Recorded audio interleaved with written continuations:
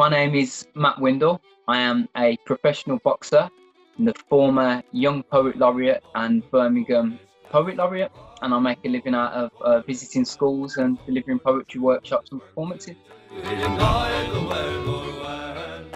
I knew that people wrote poetry, but all the poets that I had ever heard of were either old, dead, or they went to Oxford or Cambridge or something. I think a lot of the time my ideas come from personal experiences. I mean, it's a bit of a cliche in the writing world, but they say, don't they, just write what you know.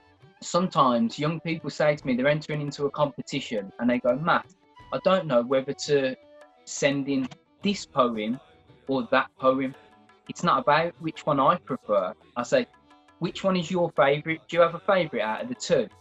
And 9 times out of 10, they'll always go, yeah, this one. And I say, well, that's the one you send in then. I spell the way I want to when on Microsoft Word. Proper poets look at me as though I have been cursed, but I let my mind run free and stick to no structure. Write the way you feel, don't let no one try corrupt you. When you read your poem, don't let the teacher tell you off, however many red squiggles you may get on Microsoft. I jot down different feelings for whatever mood I'm in. My sad words make you cry, happy ones make you grin. If you don't write in prose, it doesn't mean you can't be one. Writing's down to choice, something that can't be agreed on, so don't tell me it's wrong, because writing is right. Whether you write in the day or you write in the night, you can talk in any language. To some it won't make sense. Have a comeback in an argument like a verbal self-defence. And when writing a poem, you can talk in slang, innit? And it's my tongue that's sharp like Dracula's fang.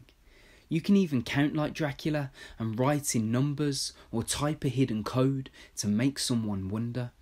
You must write properly for homework or a story in a book, but in a poem you can make up words to help you when you're stuck. I randomly put speech marks just because I can. My words are so dark it's like they've caught a tan. You can talk about peace. A signature could declare war. You could write a prediction, but only if you're sure. Pick a font of your choice, italics or bold. Write a past event to let your story be told. Put down something so forward that you can never take it back. And listening to a poem such as this may give your teachers an attack. But mix up the sayings so you dot the T's and cross the I's. Write something eccentric to cause a surprise.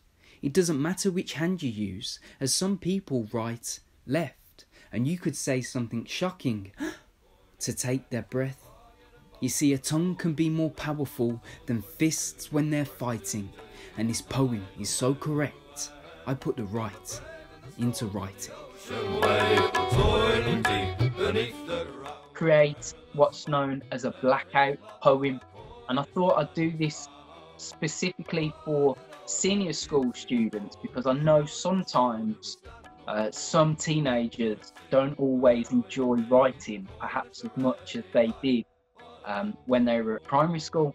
And the beauty with a blackout poem is that you don't have to do any writing at all. So all they need to do is get a piece of writing. It could be a passage from a book, it could be your favourite song lyrics, it could be an article from a newspaper, it could just be anything random. So my favourite blackout poem that I could recommend people to research if they want to get a bit more insight into it is called Declaration, and it's by former American Poet Laureate Tracy K. Smith.